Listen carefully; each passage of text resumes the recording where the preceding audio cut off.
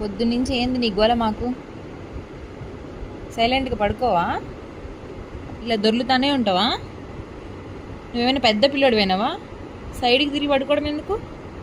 సైలెంట్గా పడుకోలేవా? ఉం? ఓయ్ ఓయ్ ఓయ్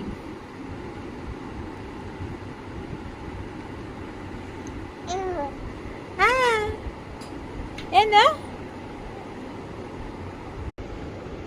పొద్దున్నుంచి ఏంది నీ గోల మాకు?